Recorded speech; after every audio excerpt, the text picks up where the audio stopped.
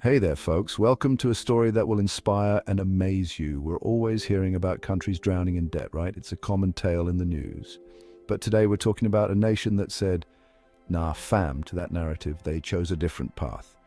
It's time to shine a light on Burkina Faso, a country in West Africa that took a stand against debt and won. Yes, you heard that right. This wasn't your typical story of relying on those international bailouts. No, this was something unique. Burkina Faso decided to write their own script, and trust me, it's one for the history books. They took matters into their own hands. For years, Burkina Faso struggled. The challenges were immense and seemed insurmountable. It's one of those countries that, on paper, looks rich. The land is abundant with resources. It's got gold and diamonds and all those things rappers sing about, but there was a catch. But the wealth wasn't reaching the people. The riches were not trickling down to the everyday citizens. It was like having a fridge full of food, but you're not allowed to eat any of it. Frustrating, right? The economy was in a tough spot, and the future looked, well, let's just say it looked like more of the same. But then something changed. A spark of hope ignited. Burkina Faso decided to take control of its own destiny. They gathered their brightest minds and most passionate leaders. They looked inward at the resources they had and outward to their neighbours. They sought collaboration and innovation.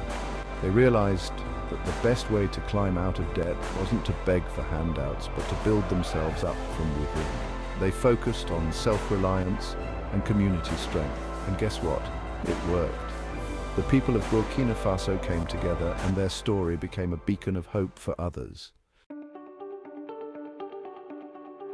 First up, let's talk about gold. This precious metal has been a symbol of wealth and power for centuries, and its allure has driven people to great lengths to obtain it. Burkina Faso has a lot of it. The country is rich in gold deposits, making it a significant player in the global gold market.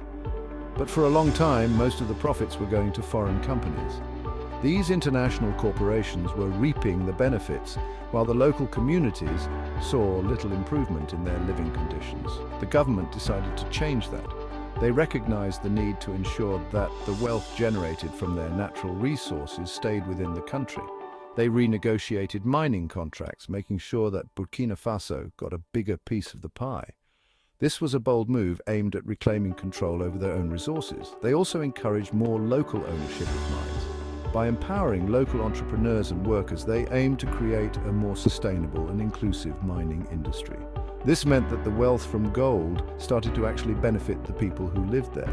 Infrastructure projects, schools and healthcare facilities began to spring up, improving the quality of life for many. Now, I know what you're thinking. Easier said than done, Trevor. And you're right. Transforming an entire industry is no small feat, but Burkina Faso wasn't messing around. They were committed to making these changes and ensuring that their resources were managed effectively. They got serious about managing their resources. This involved not just policy changes, but also practical measures to oversee the mining operations. They put systems in place to track where the gold was going and who was profiting from it. This level of transparency was crucial for accountability. It was like finally getting a handle on your finances after years of just swiping your credit card and hoping for the best. They were now able to plan and budget more effectively. This wasn't just about getting more money, it was about getting fair treatment, ensuring that the wealth generated was distributed more equitably. For too long, countries like Burkina Faso had been treated like the world's piggy bank. Their resources were extracted with little regard for the local population. They were tired of being exploited and were ready to take charge of their own resources. This shift marked a new era of empowerment and self-determination for Burkina Faso. Next, let's talk about cotton. It might not be as flashy as gold, but it's a major player in Burkina Faso's economy. The government invested in better farming techniques and infrastructure. They helped farmers access better seeds and equipment. And guess what? It worked. Cotton production went up, and so did the incomes of thousands of farmers. This wasn't just about growing more cotton, it was about empowering people. By investing in agriculture, Burkina Faso was investing in its own people, giving them the tools they needed to lift themselves out of poverty. It was about creating a sustainable economy that benefited everyone, not just a select few. This focus on agriculture had a ripple effect throughout the economy. More jobs were created, not just in farming, but also in processing, transportation, and other related industries. It was like planting a seed that grew into a whole forest. Burkina Faso knew they couldn't do it alone. They teamed up with their neighbours in the African Union and ECOWAS, that's the Economic Community of West African States for those who don't speak acronym. They worked together on trade deals, shared resources, and supported each other's economic growth. It was like a giant group project, but everyone actually pulled their weight. Think about it, when you're facing a tough challenge, what's the first thing you do? You call your friends, right?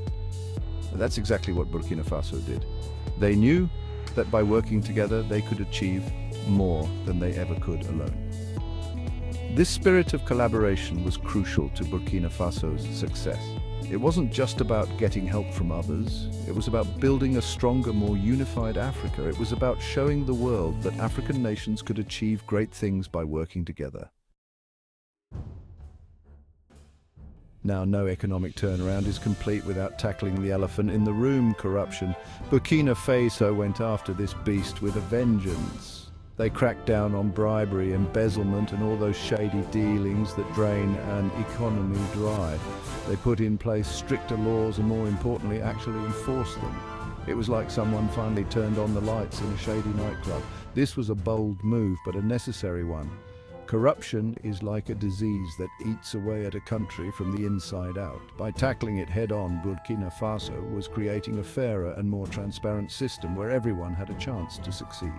This commitment to good governance sent a clear message. Burkina Faso was open for business, but not for business as usual. They were building a system based on integrity and accountability, which attracted foreign investment and boosted confidence in the economy.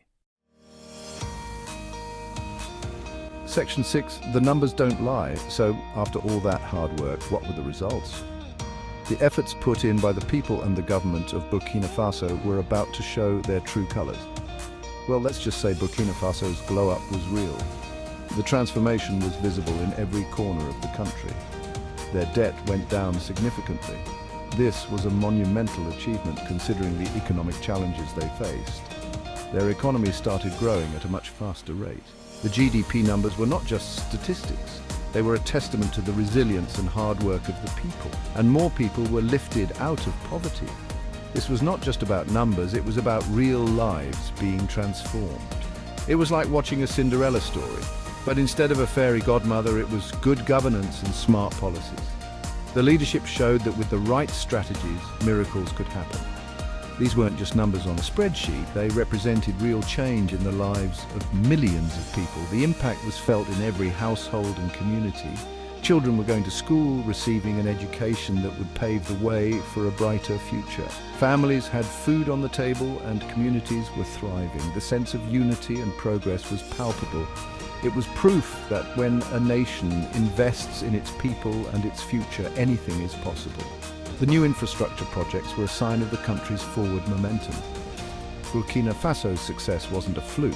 It was the result of hard work, dedication, and a commitment to doing what was right for its people. The leadership and the citizens worked hand in hand to achieve these results. They proved that even in the face of adversity, with the right policies and the right attitude, anything is possible. The farmers, entrepreneurs, and every citizen played a part in this incredible journey. Section 7, a new dawn for Burkina Faso. Burkina Faso's story isn't just about paying off debt. It's about taking control of their own destiny. It's about showing the world that African solutions exist for African problems. No more waiting for handouts or relying on others to fix their problems. Burkina Faso rolled up their sleeves and got to work, and the results speak for themselves. This newfound confidence was palpable in every aspect of Burkinabe society. There was a sense of pride and optimism that had been missing for far too long. The people of Burkina Faso had proven to themselves and to the world that they were capable of achieving great things. This transformation wasn't just about economics. It was about changing mindsets. Burkina Faso showed the world that it's time to rewrite the narrative about Africa. It's not a continent defined by poverty and strife, but a place of resilience, innovation, and boundless potential. Section 8, Lessons for the World. So, what can the rest of us learn from Burkina Faso? Well, for starters, it's time to ditch the old playbook, the one where developing countries are just passive recipients of aid. Burkina Faso showed us that true development comes from within. It's about investing in your people, managing your resources wisely, and saying no to corruption. Burkina Faso's story is an inspiration to us all, a reminder that change is possible, even in the face of seemingly insurmountable challenges. It's a testament to the power of human resilience, ingenuity, and the unwavering belief in a brighter future. Burkina Faso's journey is far from over, but they've shown us that the path to prosperity is paved with self-reliance, innovation, and an unwavering commitment to the well-being of their people.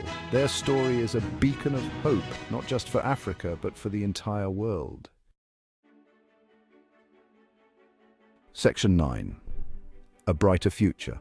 Burkina Faso's story is a powerful reminder that we are all capable of achieving great things when we work together, when we believe in ourselves, and when we refuse to let challenges define us.